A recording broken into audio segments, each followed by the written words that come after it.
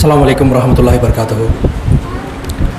கண்ணியமும் பேரன்பும் மிக்க அல்லாஹ்வின் நல்லடியார்களே, சிறப்பிற்குரிய இந்த ரம்லானுடைய மாதத்தில் இரவு தொழுகை தொழுதுவிட்டு அல்லாஹ்வுடைய அருளை எதிர்பார்த்தோன்னமாக அமர்ந்துள்ள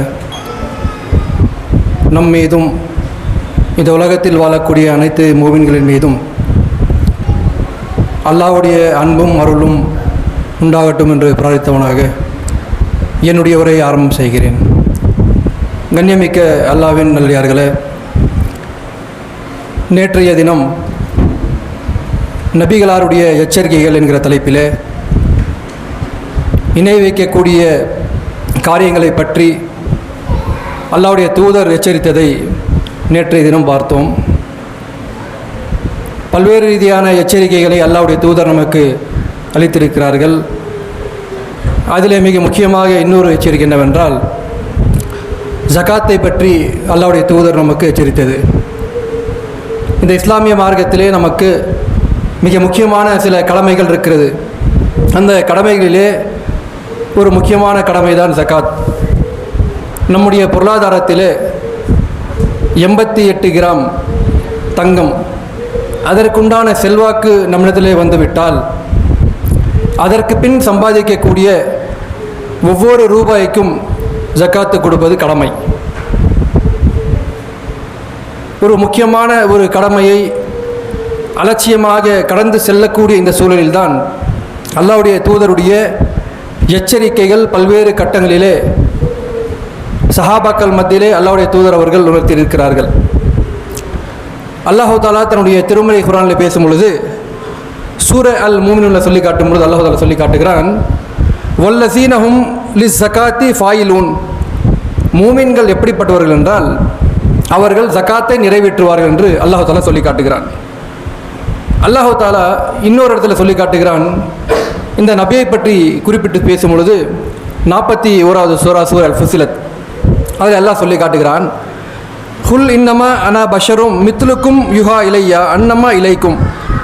அல்லாஹ்வுடைய தூதரை அல்லாஹ் சொல்லி காட்டுகிறான், நீங்கள் இந்த சமுதாயத்திற்கு நீங்கள் சொல்லுங்கள், நான் உங்களை போன்ற ஒரு மனிதன், உங்கள் இறைவன் ஒருவனே, எனக்கு தூதி செய்தி வந்திருக்கிறது. அந்த சமுதாய மக்கள் மத்தியிலே அல்லாஹ்வுடைய தூதரை எல்லாம் சொல்கிறான், நான் உங்களை மாதிரி ஒரு மனிதன். ஏனென்று சொன்னால் அன்றைய காலகட்டத்தில் அன்றைக்கு வாழ்ந்த சமுதாய மக்கள் சொன்னாங்க, ஒரு தூதர் என்றால் வானத்திலிருந்து நேரடியாக இறங்கி இருக்கக்கூடாதா? தூதர்னா எப்படி இருக்கணும்? உங்களையும் என்னை போன்ற மனிதனாக இருக்கக்கூடாது, அல்லாஹ் வானத்திலிருந்து நேராக இறக்கி இருக்கணும், அப்படி என்று பேசி கொண்டிருந்தார்கள். அதனால் அல்லாஹ் இந்த வசனத்தை சொல்லி காட்டுகிறான், நான் உங்களை போன்ற ஒரு மனிதன், எனக்கு தூது செய்தி அறிவிக்கப்படுகிறது, எனவே உறுதியாக நீங்கள் இருங்கள், அல்லாஹ்வுக்கு இணை கற்பிக்காதீர்கள். இந்த வாசகத்தை சொல்லிவிட்டு அடுத்ததாக அல்லாஹ் தஆலா சொல்லக்கூடிய வாசகம், அல்லஸீன லா யுதுன ஸகா. நீங்கள் அவர்கள் யாரெல்லாம் இதை ஏற்றுக்கொள்ளவில்லையோ, நபியாக ஏற்றுக்கொள்ளவில்லையோ, அல்லாஹ்வை மறுக்கிறார்களோ அவர்கள் அல்லஸீன லா யுதுன ஸகா வஹும் ஃபில் ஆখিরাতিஹும் காஃபிரூன். ஜகாத்தை கொடுக்காதவர்கள், அல்லாஹ்வை ஏற்றுக்கொள்ளாதவர்கள் அவர்கள் காஃபிர்கள் என்று அல்லாஹ் சொல்லி காட்டுகிறார். நம்ம எல்லாமே ஏற்றுக்கிட்டோம், அல்லாஹ்வை ஏற்றுக்கிட்டோம், அல்லாஹ்வுடைய தூதரை நம்பிட்டோம், எல்லாம் நம்பிக்கொண்டு ஜகாத்தை நான் கொடுக்க மாட்டேன், எனக்கு செல்வாக்கு இருக்கு, செல்வாக்கு இல்லை என்றால் அது வேற, ஜகாத்திற்கு உண்டான தகுதி வரவில்லை என்றால் அது ஜகாத்தை கொடுக்க வேண்டிய அவசியம் இல்லை. ஆனால் எனக்கு ஜகாத்து கொடுப்பதற்குண்டான தகுதி இருக்கிறது. அப்படி தகுதி இருக்கக்கூடிய சமயத்திலே நான் ஜகாத்தை தரமாட்டேன் என்று சொன்னார்களே என்றால் அவர்கள் காஃபிர்கள், அவர்கள் அல்லாஹ்வை ஏற்றுக்கொள்ளவில்லை. முக்கியமான அடிப்படை ஒரு பேஸ் இதுதான். 5 கடமைகள் இருக்கிறது, அது இல்லாமல் மற்ற நிறைய கடமை இருக்கிறது. அந்த கடமைகள் இருக்கக்கூடிய ஒரு முக்கியமான கடமையை நான் பூர்த்தி செய்யவில்லை என்றால் நான் மூமினாக ஆக முடியாது என்று அல்லாஹ் தஆலா சொல்லி காட்டுகிறான். அல்லாஹ்வுடைய தூதர் அவர்கள் கடுமையான எச்சரிக்கைகள் இந்த ஜகாத்தை பற்றி நமக்கு சொல்லி இருக்கிறார்கள். ஏனென்று சொன்னால் அல்லாஹ்வுடைய தூதர் ஒரு கட்டத்தில் சொல்கிறார்கள், நீங்கள் நரக நெருப்பிலிருந்து நீங்கள் பாதுகாத்துக் கொள்ள வேண்டுமா, நீங்கள் தற்காத்துக் கொள்ள வேண்டுமா, உங்களிடத்தில் இருக்கக்கூடிய காய்ந்த ஒரு பேரிச்சம்பழம், அந்த பேரிச்சம்பழத்தை கிள்ளி கொடுத்தாவது உங்கள் நரக நெருப்பிலிருந்து நீங்கள் பாதுகாத்துக் கொள்ளுங்கள். இது ஜகாத்துக்கு சொல்லலை, தர்மத்திற்கு சொல்லக்கூடிய வாசகம்.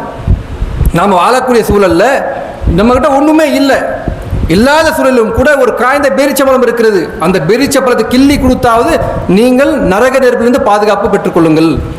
இப்படி சொல்லக்கூடிய இந்த மார்க்கம், தர்மம் செய்ய சிறிய ஒரு தொண்டை கிள்ளி கொடுத்து நீங்கள் பாதுகாப்பு ஆகிக் கொள்ளுங்கள் சொல்லக்கூடிய இந்த மார்க்கம், ஜகாத் என்பது கடமை. இப்படி கடமையாக்கப்பட்ட இந்த விஷயத்தை எவ்வளவு கண்ணும் கருத்துமாக இருக்க வேண்டும் என்று நாம் கவனத்தோடு பார்த்து கொள்ள வேண்டும். அல்லாஹ்வுடைய தூதர் சொல்லக்கூடிய ஒரு முக்கியமான செய்தி. இந்த செய்தியை அபூதர் ரிஃபாரி அவர்கள் சொல்கிறார்கள். முஸ்லீமில் பதிவு செய்யப்பட்டிருக்கிறது 1814. அபூதர் ரிஃபாரி அவர்கள் சொல்லக்கூடிய செய்தி. குறைஷிகள் நிறைந்த ஒரு பகுதி இருக்கிறது. குறைஷிகள்னா மக்கால வாழ்ந்த மக்கள். சிலர் இஸ்லாத்தை ஏற்றுக்கொண்டார்கள், சிலர் ஏற்றுக்கொள்ளவில்லை. குறைஷி குலம், அந்த குறைஷி குலத்தார் நிறைந்து இருக்கிறார்கள். நிறைய செல்வாக்கு படைத்தவர்கள் அந்த மக்கள். அந்த மக்கள் மத்தியில் அபூதர் ரிஃபாரி அவர்கள் கடந்து செல்கிறார்கள். செல்லக்கூடிய அந்த நேரத்தில் கடுமையான ஒரு வாசகத்தை பயன்படுத்துகிறார்கள். எல்லாம் சபையாக குழுவாக அந்த குறைஷி குல மக்கள் இருக்கிறாங்க. அந்த மக்களுக்கு மத்தியில் அபூதர் ரிஃபாரி கடந்து செல்லக்கூடிய சமயத்தில் அவர்கள் கேட்குற மாதிரி ஒரு வாசகத்தை பதிவு செய்கிறாங்க. சிலருக்கு நாம நேரடியாக சில விஷயங்கள் சொல்ல முடியாது, சொல்வதற்கு ஒரு மாதிரியாக இருக்கும். அப்போ என்ன பண்ணுவோம்னா, அவர்கள் கேட்டுக்கொள்ளட்டும் என்று வேற யார்ட்டும் பேசுகிற மாதிரி பேசுவோம், இல்லை ஏதோ ஒரு புரிஞ்சுக்கிட்டோம் சொல்லி சத்தமாக சொல்லுவோம். அந்த மாதிரி அபூதர் ரிஃபாரி அவர்கள் கடந்து செல்லக்கூடிய சமயத்தில் ஒரு வார்த்தை, கடுமையான ஒரு வார்த்தை சொல்கிறார்கள். என்ன சொல்கிறாங்கன்னா, யாரெல்லாம் செல்வத்தை சேமித்து வைத்துக்கொண்டு செல்வத்தை குவித்து வைத்துக்கொண்டு அதற்குண்டான சகாத்தை கொடுக்கவில்லையோ அவர்களுக்கு மறுமை நாளிலே பழுக்க காய்ச்சப்பட்ட ஒரு கம்பியால், பழுக்க காய்ச்சப்பட்ட சூடாக்கப்பட்ட ஒரு கம்பியால் அவருடைய முதுகலால் குத்தப்படும்.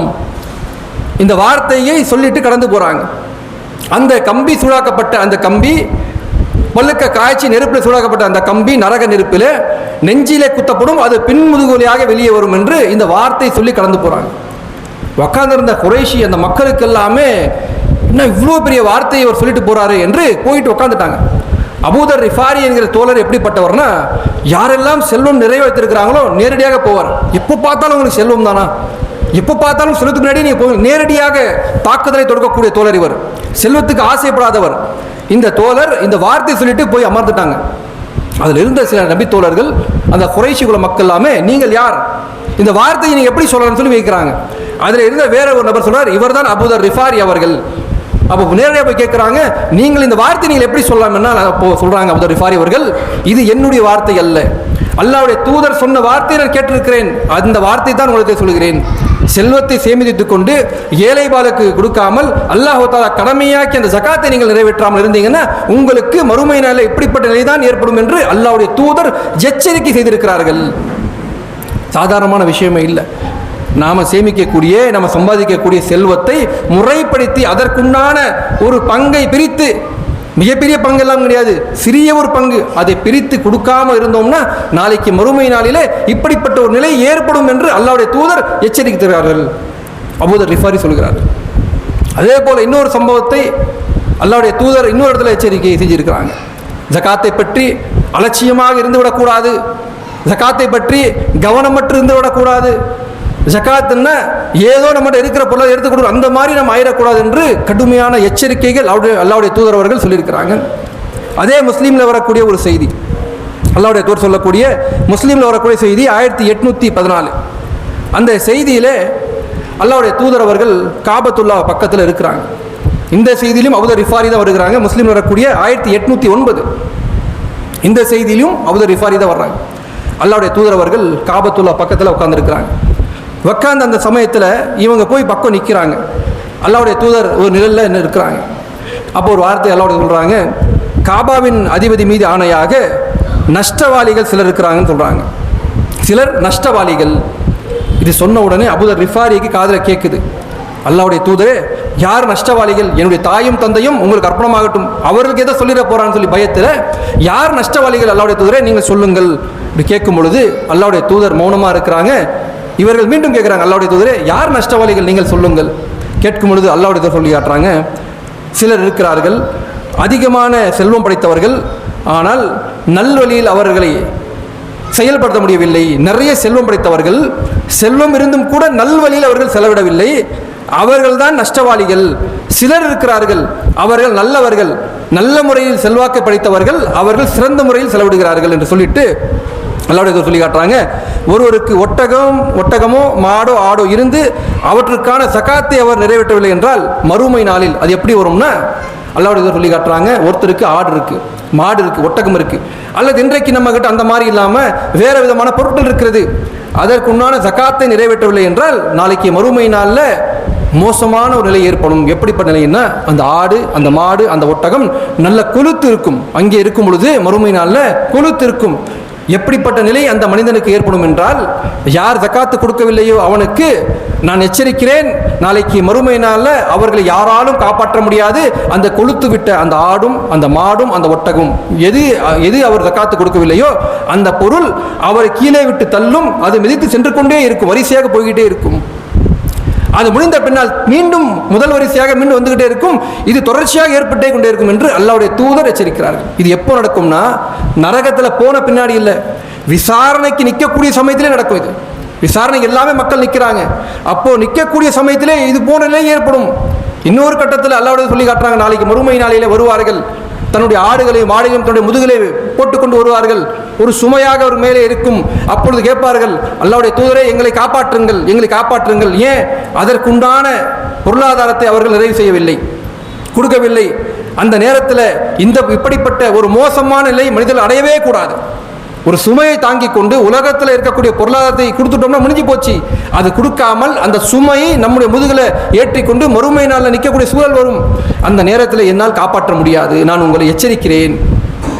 அதே வார்த்தை இன்னொன்று சொல்றாங்க, மறுமை நாளில் அந்த மனிதர்கள் நிற்கும் பொழுது, ஜகாத்து கொடுக்காதவர்கள் நிற்கும் பொழுது, அப்பொழுது சொல்லுவார்கள், அந்த நேரத்திலேயே நான் உங்களுக்கு அறிவித்து விட்டேன், எச்சரிக்கை செய்து விட்டேன், நீங்கள் கேட்டுக்கொள்ளவில்லை என்று அல்லாஹ்வுடைய தூதர் அந்த சமயத்தை சொல்லுவாங்களாம்.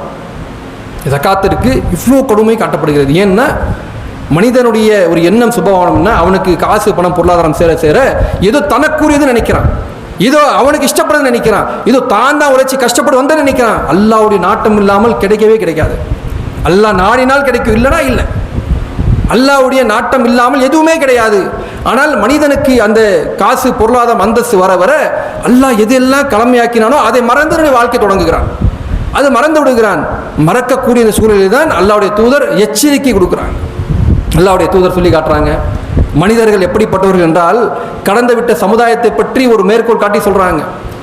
அவன் இவ்வளோ எச்சரிக்கைகள் வந்தும் கூட அவன் புரிந்து கொள்ளவில்லை என்றால், அவன் சரிப்படுத்திக் கொள்ளவில்லை என்றால், கடந்து விட்ட சமுதாயத்தை பற்றி நான் ஒரு விஷயத்தை உங்களுக்கு நான் எச்சரிக்கிறேங்கிறாங்க. கடந்து விட்ட சமுதாயம்னா என்ன? பனு இஸ்ராயலுடைய சமுதாயத்தை பற்றி அல்லாஹ் தஆலா குறிப்பிட்டு பேசுகிறாங்க.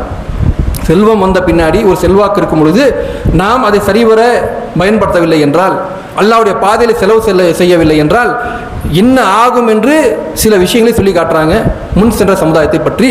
இது புகாரியில் வரக்கூடிய செய்தி. புகாரியில் 3464வது செய்தி. அல்லாஹ்வுடைய தூதர் சொல்கிறாங்க, கடந்து விட்ட சமுதாயம் இருந்தது, அதிலே 3 நபர்கள் இருந்தார்கள்.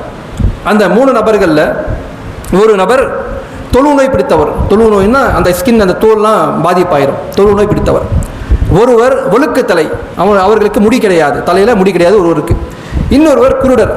இந்த 3 நபர்கள் இருந்தார்கள். இந்த 3 நபர்களை நான் அல்லாஹ் ஒரு மலக்கை நியமனம் செய்கிறான். இந்த 3 நபர்கிட்ட நீங்கள் போங்க, சென்று அவர்களுக்கு என்ன தேவையோ கேட்டு நிவர்த்தி பண்ணுங்கன்னு சொல்லி அல்லாஹ் அனுப்புகிறான். அல்லாஹ்வுடைய தூதர் சொல்லக்கூடிய சஹீஹான செய்தி. இந்த மலக்கு வருகிறார், போய் பேசுகிறார். முதல்ல தொழுநோய் பிடிச்சவட்ட போய் பேசுகிறார். உங்களுக்கு என்ன தேவை, என்ன வேண்டும் என்று கேட்கும் பொழுது அவர் சொல்கிறார், நீங்கள் சொல்லக்கூடிய விஷயத்தை நான் சரி செய்து தருகிறேன், அல்லாஹ்விடத்தை கேட்டு சரி செய்து தருகிறேன் சொல்லி அந்த மலக்கு சொல்கிறார். அந்த தொழுநோய் உண்டான ஆள் சொல்கிறார், எனக்கு தொழுநோய் இருக்கிறது, மக்கள்லாம் பார்த்து அருவருப்பாக என்னை பார்க்கிறார்கள், எனக்கு இந்த நோய் சரியாக வேண்டும், இந்த நோய் சரியாகிவிட்டு நான் ஒரு நல்ல நிலையில் இருக்க வேண்டும் என்று அந்த தொழுநோயாளி சொல்கிறார். சரி, மலக்கு சொல்கிறார், அப்படி ஆகட்டும், நான் அல்லாஹ்விடத்திலே கோரிக்கை வைக்கிறேன், உங்களுக்கு சரியாகட்டும் என்று அந்த தொழுநோய் சரியை செய்து அதற்கு பின்னாடி அவருக்குண்டான ஒரு செல்வத்தையும் பிரார்த்தனை செய்து வாங்கி கொடுக்குறாங்க. அதில் ஒட்டகமோ அல்லது மாடோ இருக்கலாம் என்று ஹதீஸில் பதிவு செய்யப்பட்டிருக்கிறது. ஒட்டகமோ மாடோ பதிவு செய்யப்பட்டிருக்கிறது. அந்த நோயாளிக்கு சரி செய்து அடுத்ததாக இருக்கக்கூடிய அந்த ஒழுக்கை தலை அவர்கிட்ட போய் பேசுகிறாங்க.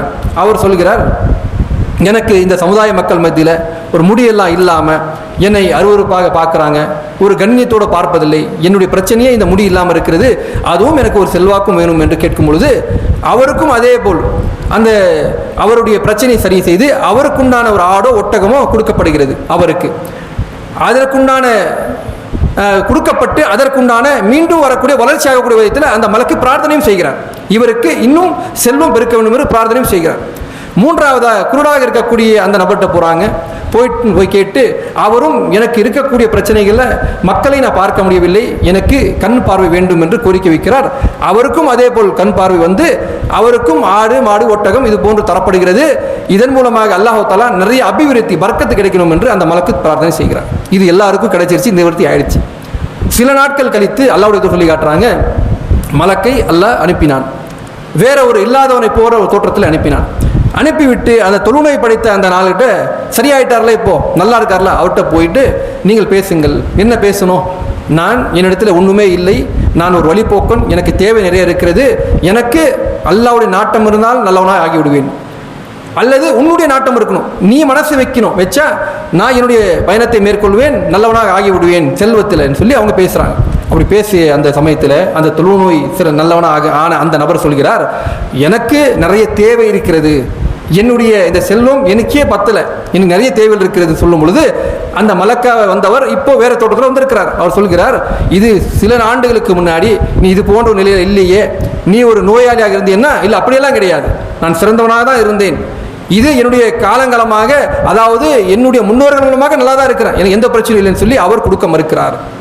அப்போ அந்த மலக்கு சொல்கிறார், அல்லாஹ் உனக்கு பழைய நிலைக்கே திருப்பி விடட்டும். அந்த மலக்கு சொல்லிட்டு போறார், அல்லாஹ் கொடுத்த ஒரு பொருளாதாரத்தை அந்தஸ்தை யாரோ உனக்கு கொடுக்கணுங்கிற மனப்பான்மை கிடையாது. இன்னைக்கு சொல்லுவோம்ல, செல்வம் படைத்தவர்கள் சொல்லக்கூடிய அடுத்த வார்த்தை என்ன, ஏதோ ஒரு கஷ்டம், ஏழை பாலை யாரோ வருவாங்க, அவங்ககிட்ட போய் ஏதோ ஒன்று உதவின்னு கேட்டாங்கன்னா, எனக்கே 1000 பிரச்சனை இருக்கு, எனக்கே எவ்வளோ பிரச்சனை இருக்குது, என் குடும்பத்தை பார்க்கணும், என் தொழிலை பார்க்கணும், எனக்கு 1000 பிரச்சனை இருக்குது, கொடுப்பதற்கு மனசு வராது. அல்லாஹ் கொடுக்கக்கூடிய இந்த பொருளாதாரத்தை கொடுப்பதற்கு மனசு வராது. அப்போ அவர் சொல்கிறார், இது எனக்கு உண்டான தேவைகள் நிறைய இருக்கிறது, அதனால் கொடுக்க முடியாதுங்கிற மாதிரி அனுப்பிவிடுறார். அந்த நேரத்தில் மலக்கு சொல்கிறார், அல்லாஹ் உன்னை பழைய நிலைக்கு திருப்பி விடட்டும். அந்த அடுத்ததாக இருக்கக்கூடிய அந்த தலை உழுக்கத்தில் இருந்தார்கள், அவர்கிட்ட வர்றார். அவர்கிட்ட பேசும்போது அவர்கிட்டும் அதே பதில், எனக்கு நிறைய தேவை இருக்கிறது, என்னால் தர முடியாது என்று அதே மாதிரி பதில் வருகிறது. மூன்றாவதாக அந்த குருடாக இருந்தார்ல, அவர்கிட்ட வந்து சந்திக்கிறார்.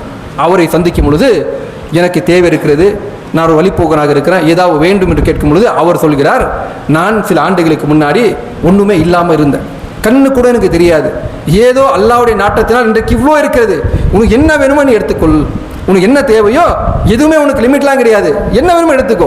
ஏனென்று சொன்னால் இது போன்ற அல்லாஹ் கொடுத்ததை நானும் கொடுத்தா அல்லாஹ் இன்னும் எனக்கு நிறைய கொடுப்பான், அதனால் இதற்கு விதிவிலக்கு ஒன்றும் கிடையாது, உன்னுடைய தேவைக்கேற்ப நீ எடுத்துக்கொள் என்று அந்த கடைசியாக இந்த குருடர் மட்டும் சொன்ன அந்த செய்தி அல்லாஹ்வுடைய தூதர் அவர்கள் சொல்லி காட்டுறாங்க. அப்போ அல்லாஹ் யார் இந்த மாதிரி நிறைவாக எடுத்துக்கொள்ளட்டும் நான் கொடுக்குறேன் என்று சொன்னானோ அவன் மீது அல்லாஹ் திருப்தி அடைந்தான் என்று சொல்லக்கூடிய செய்தி புகாரில் பதிவு செய்யப்பட்டிருக்கிறது. இந்த செய்தியை ஏன் நம்ம சொல்றோம்னா, அல்லாஹ் கொடுக்கக்கூடிய பொருளாதாரம் இது என்று மனசுக்குள் ஆழமாக பதியணும். கொடுக்கக்கூடிய தர்மங்களே அல்லாஹ் எப்படி சொல்லி காட்டுகிறான், நாம் உங்களை எதை கொடுத்தோமோ அதிலிருந்து நீ கொடுங்க. நாம் அந்த தர்மம் கொடுக்கும் பொழுது எங்கிட்ட குறைவா இருக்கு, எங்கிட்ட 50 ரூபா தான் டெய்லி வருமானம் சொல்லவே முடியாது. இந்த தர்மங்களை அல்லாஹ் எப்படி ஆக்கி வச்சிருக்கிறான்னா, நாம் உங்களுக்கு எதை வழங்கினோமோ அதிலிருந்து நீங்க கொடுங்க. எங்கிட்ட ₹1,00,000 இருந்தால் தான் நான் கொடுக்க முடியும்னு இல்லை, 10,000 இருந்தால் தான் அப்படி இல்லை, உங்கள்கிட்ட ₹100 இருந்தால் அதுலேருந்து கொடுக்கணும். வார்த்தை எப்படிப்பட்ட வார்த்தை, நாம் உங்களுக்கு எதை வழங்கினோமோ அதிலிருந்து நீங்கள் கொடுங்க, குறைவாக தான் இருக்குன்னா அதுலேருந்து எடுத்து கொடுங்க. இப்படிப்பட்ட தர்மம் கொடுக்கக்கூடிய விஷயங்களுக்கு அல்லாஹ் தஆலா எப்படி வலியுறுத்தி சொல்கிறான் என்றால், நம் மீது கடமையாக்கப்பட்ட இந்த ஜகாத்தை பற்றி அல்லாஹ்வுடைய தூதர் கடுமையாக எச்சரிக்கிறாங்க. இன்னும் பல செய்திகளில் நாம் கொடுக்காத பல தங்கங்களையும் வெள்ளியையும் சேர்த்து வைத்துக்கொண்டு நாம் அதற்குண்டான ஜகாத்தை கொடுக்கவில்லை என்றால் நாளைக்கு மறுமை நாளில் நம்முடைய கழுத்துகளில் பாம்பாக சுற்றி வந்து நிற்கும் என்று அல்லாஹ்வுடைய தூதர் சொல்லக்கூடிய பல செய்தி இருக்கிறது. இப்படி கடுமையான எச்சரிக்கையாக இருக்கக்கூடிய விஷயம்தான் இந்த ஜக்காத். அல்லாஹ் தஆலா இந்த திருமறை குர்ஆன்ல பல இடங்களில் பேசும்பொழுது வஹீமு ஸலா வாத்து ஜக்கா, பல்வேறு இடங்களில் தொழுகையை சொல்லிட்டு அடுத்த வார்த்தையே ஜக்காத்துன்னு வரும். கிட்டத்தட்ட 300-400 வசனங்கள் இருக்கிறது. அத்தனை வசனங்களையும் வஹீமு ஸலா வாத்து ஜக்கா, நீங்கள் தொழுகை நிறைவேற்றுங்கள், ஜக்காத்தை கொடுங்கள், தொடர்ச்சியாக எல்லாம் பேசிட்டே இருப்பான். இந்த தொழுகை என்பது எவ்வளோ முக்கியமோ அதே மாதிரி நமக்கு ஜக்காத் என்பது கடமையாகிவிட்டால் அதுவும் ரொம்ப முக்கியமானது என்பதை நாம் மறந்துவிடக்கூடாது. நாளைக்கு மறுமை நாளில் கை சேதப்பட்டும் நாளைக்கு மறுமை நாளில் நஷ்டவாளிகளாக ஆகி நிற்கக்கூடாது. இந்த ஜக்காத்திலே கவனமாக இருக்க வேண்டும் என்று கூறிக்கொண்டு என்னுடைய இந்த உரை படுத்துகிறேன். அஸ்ஸலாமு அலைக்கும் வரஹ்மத்துல்லாஹி வபரகாத்துஹு.